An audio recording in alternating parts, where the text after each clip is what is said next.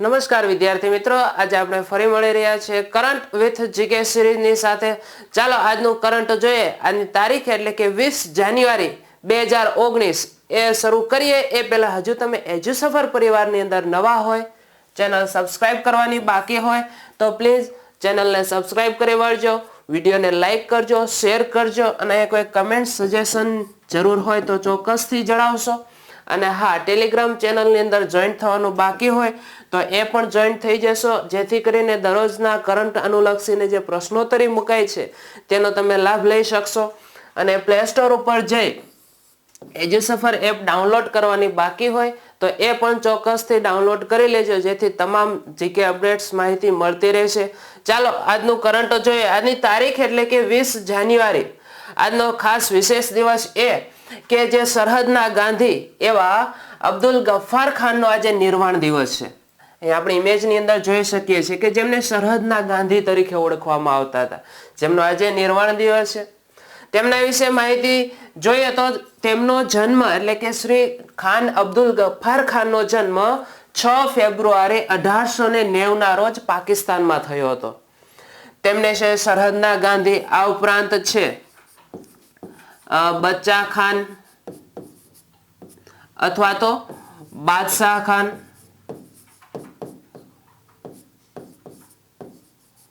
જેવા ઉપનામથી છે ઓળખવામાં આવતા હતા। કારણ કે જેવી રીતે છે મહાત્મા ગાંધીએ ભારતની અંદર જે કામો કર્યા છે એવી જ રીતે છે સરહદના ગાંધી એટલે કે ખાન અબ્દુલ ગફ્ફાર ખાન, તેમણે પણ એ અહિંસાનો માર્ગ લઈ અને છે ભારતને આઝાદ કરવામાં, સ્વતંત્ર કરવાની અંદર છે એક બહોળું મહત્વ આપ્યું છે, જેના કારણે છે એક સરહદના ગાંધી તરીકે ઓળખાય છે। બીજા બે નામ પણ આપણે ગુલામના નામ યાદ રાખીશું કે ખાન અબ્દુલ ગફ્ફાર ખાન એટલે કે બચ્ચા ખાન અથવા તો બાદશાહ ખાન તરીકે પણ ઓળખાય છે।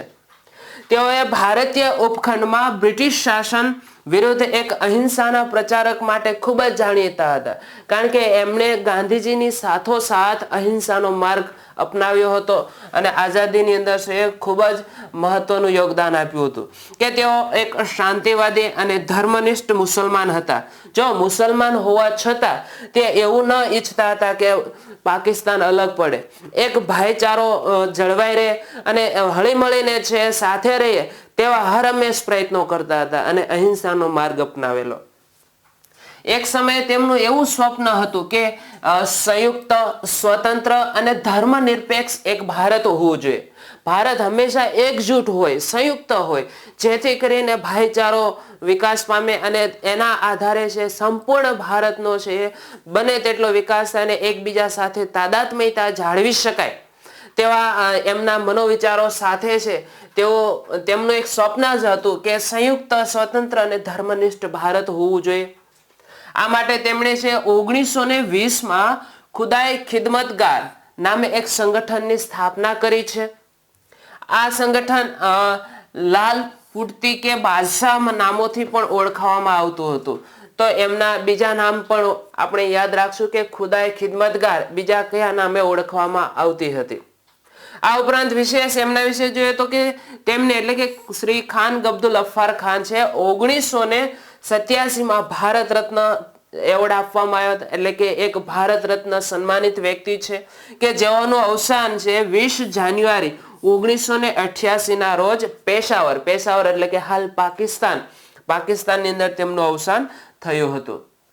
નેક્સ્ટ ગુજરાતના ન્યૂઝની જો આપણે વાત કરીએ તો ગુજરાતમાં પીએમ શ્રી નરેન્દ્ર મોદીએ L&T શસ્ત્ર પ્રણાલી ઉત્પાદન સંકુલને છે રાષ્ટ્રને સમર્પિત કર્યું છે। પહેલા તો ઇમેજની અંદર જ આપણે જોઈએ તો ખ્યાલ આવી જાય કે આ L&T શસ્ત્ર છે એ કોઈ યુદ્ધ માટે જે વપરાતા શસ્ત્રો સાધનો છે એની બનાવટ માટેની જ કોઈ કંપની, એના વિશેનું વાત અહીંયા જોવા મળતી હશે। તો હા, બરોબર છે, કારણ કે ઇમેજ દ્વારા તમને ખ્યાલ આવી જાય કે એક તોપને લગતો આમાં કંઈક ને કંઈક સાથે સંકળાયેલું હશે। તો આ શસ્ત્ર પ્રણાલી એનું સંકુલ છે એ ગુજરાતમાં ક્યાં આવેલું છે? તો આપણે યાદ રાખીશું કે એ હજીરા નામનું સ્થળ છે, હજીરા ખાતે આવેલો છે। આ સંકુલમાં K9 વજ્ર ટેન્ક નામથી 100 હોવિત્ઝર તોપોનું ઉત્પાદન કરાશે।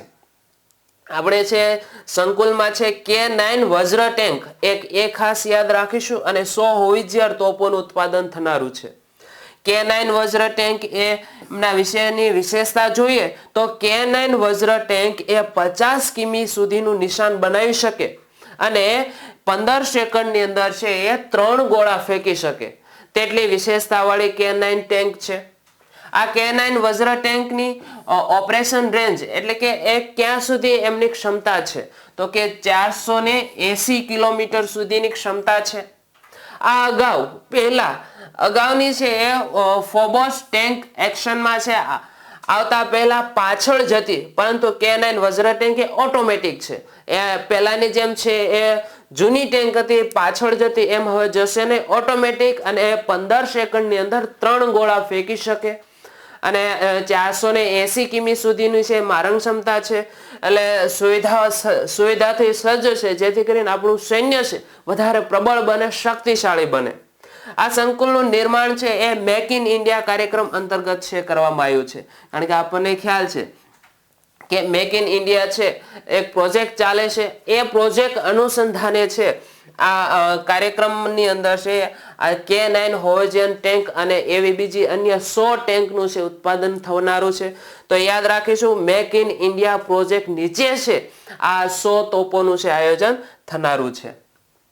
નેક્સ્ટ આગળ જોઈએ, Gujarat chamber of commerce and industries India દ્વારા છે એ ગ્લોબલ કોન્ક્લેવ ઓફ ઇન્ટરનેશનલ ચેમ્બરનું આયોજિત થયો છે. અહીંયા પહેલા તો આપણે ઇમેજની અંદર જોઈ શકીએ છીએ કે GCCL એનું ફૂલ ફોર્મ પણ આપણા માટે ખૂબ જ અગત્યનું છે. લોગાની અંદર પણ આપેલું છે, છતાં આપણે જોઈએ કે Gujarat chamber of commerce and industries India જેમનું ફૂલ ફોર્મ છે.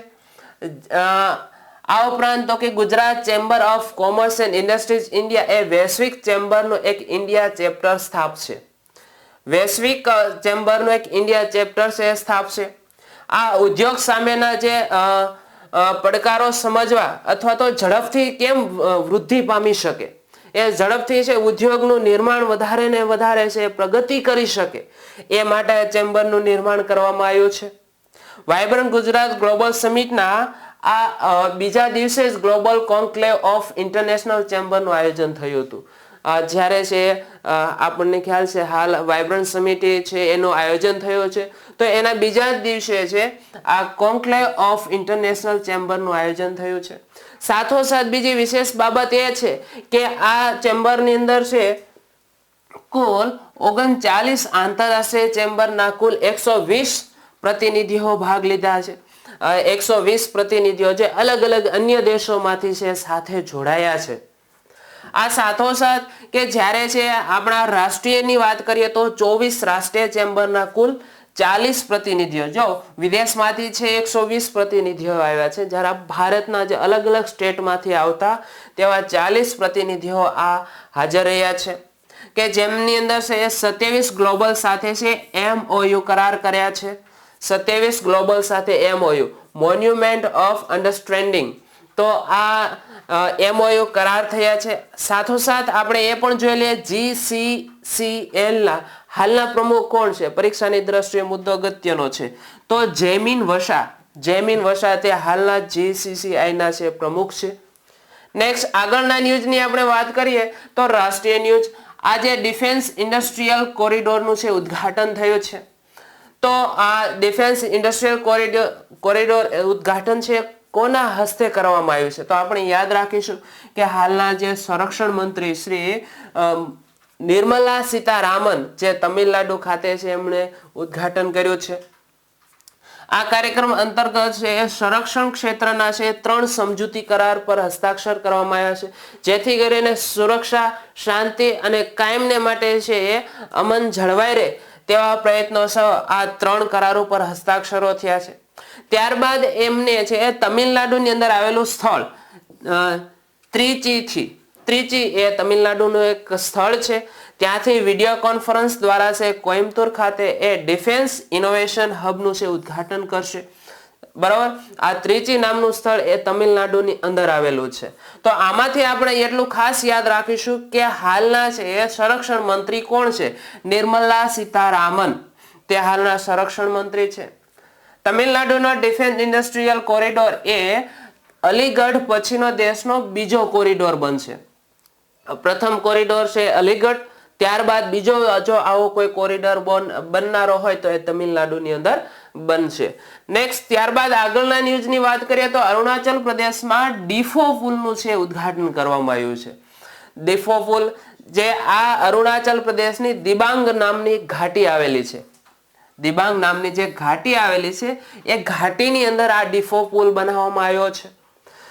આ પુલનું ઉદ્ઘાટન પણ રક્ષા મંત્રી શ્રી નિર્મલા સીતારામને જ કર્યું છે, જે અરુણાચલ પ્રદેશની અંદર ડીફો પુલ બન્યો છે. આ પુલની થોડી વિશેષ બાબત જાણીએ તો આ પુલ એ 426 મીટર લાંબો છે. આ પુલ ખાસ પરીક્ષાની અંદર પૂછાતા હોય છે ઘણી વખત, જે થોડાક વિશેષ બાબતો વાળા એવા પુલ હોય તો એ પુલ કઈ નદી ઉપર બાંધવામાં આવ્યો છે, તો આપણે યાદ રાખીશું કે જે ડીફો પુલ છે અરુણાચલ પ્રદેશની અંદર તે ચીપુ નામની નદી ઉપર બાંધેલો હોવાને કારણે તેમને છે ચીપુ પુલ તરીકે પણ ઓળખવામાં આવે છે. ત્યારબાદ આગળ જોઈએ, પીએમ શ્રી નરેન્દ્ર મોદીએ ભારતીય સિનેમા અંગેના રાષ્ટ્રીય સંગ્રહાલયનું છે ઉદ્ઘાટન કર્યું છે. તો પહેલા તો એ આપણે જાણીએ કે આ ઉદ્ઘાટન કયા સ્થળે થયું છે. તો ભારતીય સિનેમા અંગેના રાષ્ટ્રીય સંગ્રહાલયનું ઉદ્ઘાટન મુંબઈ ખાતે કરવામાં આવ્યું છે. આ સંગ્રહાલયમાં ભારતીય સિનેમાના 100 વર્ષના ઇતિહાસ અને દ્રશ્ય શ્રાવ્ય માધ્યમ તેમજ મલ્ટીમીડિયા દ્વારા જે કોઈ મુલાકાતીઓ આવશે તેને આ માહિતીઓ આપવામાં આવશે. ફરી વખત કે 100 વર્ષના જે કઈ ઇતિહાસ બન્યો છે એમને દ્રશ્ય શ્રાવ્ય કે અન્ય કોઈ મલ્ટીમીડિયા પ્રેઝન્ટેશન દ્વારા છે અન્ય જે મુલાકાતીઓ આવશે તેમને છે માહિતી આપવામાં આવશે. આ સંગ્રહાલય છે ફિલ્મ સમીક્ષકો અને રસિકોને પણ ખૂબ જ ઉપયોગી બનશે, કારણ કે આગામી સમયમાં જે ફિલ્મ ક્ષેત્ર વિકાસ કરવો હોય તો એના માટે એ કેવા પ્રકારના આગળ ભવિષ્ય માટે છે એ પોતાનું આયોજન કરી શકે તેની વ્યવસ્થા કરવામાં આવી છે. નેક્સ્ટ આંતરરાષ્ટ્રીય ન્યૂઝની વાત કરીએ તો 7મી એશિયન જે ભારત પર્યટન મંત્રીઓની બેઠક જે હાલ વિયેતનામ ખાતે યોજાઈ હતી. 7મી એશિયન મીટિંગ જે વિયેતનામ નામનું સ્થળ છે ત્યાં યોજાઈ હતી. કે આ ભારતમાંથી પર્યટન મંત્રી, આપણે આમાંથી યાદ રાખીશું ભારતના હાલના પર્યટન મંત્રી કોણ છે તો કે જે આલ્ફોન્સ જે ભારતના છે પર્યટન મંત્રી છે. આ એશિયન, પહેલા તો એશિયનનું ફૂલ ફોર્મ જાણી લે. એશિયન તો કે association of south East Asian Nations. Asian તો આમની સ્થાપના છે 8 ઓગસ્ટ 1967માં કરવામાં આવી છે. એશિયનનું હેડક્વાર્ટર જકાર્તામાં આવેલું છે. જકાર્તા એટલે કે એ ઇન્ડોનેશિયાનું છે એ રાજધાની ગણવામાં આવે છે. અને ત્યાં જકાર્તા ઇન્ડોનેશિયા એટલે કે ત્યાં જે ઓલિમ્પિક ગેમ રમાઈ હતી એ આપણે જાણીએ છીએ. આ એશિયનમાં છે 10 દેશોનો સમાવેશ કરવામાં આવે છે અને હાલમાં છે આ એશિયનના સેક્રેટરી જનરલ લિમ જોક હોય છે. લિમ જોક હોય, થોડું નામ અટપટું છે પણ આપણે યાદ રાખીશું. લિમ જોક હોય જે એશિયનના સેક્રેટરી જનરલ છે. નેક્સ્ટ આગળ જે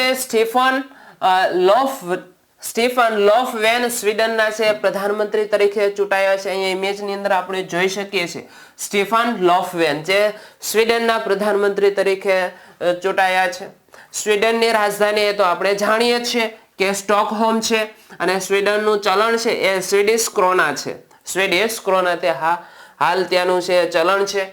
નેક્સ્ટ રમત જગત બાબતની અંદર વાત કરીએ તો સાયના નેહવાલની કેરોલિના મરીન સામે છે સતત બીજી વખત હાર થઈ છે. આપણા ભારતીય ખેલાડી છે એ સામે જે કેરોલિના મરીન છે બેડમિન્ટનના ખેલાડી એની સામે છે સતત બીજી વખત હાર્યા છે. જેના કારણે થઈને છે આ હારને કારણે મલેશિયાની જે માસ્ટરની ફાઇનલ સ્પર્ધા છે આ સ્પર્ધાની અંદરથી છે સાયના નેહવાલને છે બહાર નીકળવું પડ્યું છે. તો એમના વિશે જોઈએ, સાયના નેહવાલ એ બેડમિન્ટન રમત સાથે સંકળાયેલા ખેલાડી છે. આ બીજી વખત હારને કારણે મલેશિયાની જે માસ્ટરની ફાઇનલ સ્પર્ધા છે એમાંથી છે સાયના નેહવાલ બહાર નીકળી ગયા છે. વર્લ્ડ ચેમ્પિયન છે કેરોલિના મરીન જે સ્પેન દેશના ખેલાડી છે અને એ પણ બેડમિન્ટન રમત સાથે સંકળાયેલા એવા ખેલાડી છે. તો ફ્રેન્ડ્સ આજને તમને જે નવા 5 કમ્પ્યુટરના પ્રશ્નો આપીએ છીએ કાલે અમને કમેન્ટ સ્વરૂપે એના જે જવાબો જણાવશો તો એ 5 પ્રશ્નો ખાસ જાણી લેશો. પહેલો પ્રશ્ન, 1 બાઇટ એટલે કેટલા બિટ્સ? 1 બાઇટ્સ એટલે કેટલા બિટ્સ? બીજો પ્રશ્ન, ડેટા પ્રત્યાયનની ઝડપ માટેનો એકમ જણાવશો. ડેટા પ્રત્યાયનની ઝડપ માટેનો એકમ જણાવશો. ત્રીજો પ્રશ્ન, કમ્પ્યુટર કઈ ભાષા સમજે છે? કમ્પ્યુટર કઈ ભાષા સમજે છે? ચોથો પ્રશ્ન, 1 KB બરાબર કેટલા બીટ થાય? 1 KB બરાબર કેટલા બીટ થાય? અહીંયા જો બાઇટ નથી એટલે ખાસ ધ્યાન રાખશો. પાંચમો પ્રશ્ન, સૌથી વધારે વપરાતી કોડિંગ સિસ્ટમ એમનું નામ જણાવશો. સૌથી વધારે વપરાતી કોડિંગ સિસ્ટમનું નામ જણાવશો. આ 5 પ્રશ્નોના જવાબો છે કમેન્ટ સ્વરૂપે ચોક્કસ જણાવશો અને બને તેટલો વિડીયો છે તમારા ફ્રેન્ડ સર્કલની અંદર શેર કરજો. વિડીયોને લાઈક કરજો, કમેન્ટ્સ આપવાનું ભૂલશો નહીં. બરાબર, તો આજે અહીંયા કરંટ પૂર્ણ કરીએ છીએ. જય હિન્દ, જય ભારત.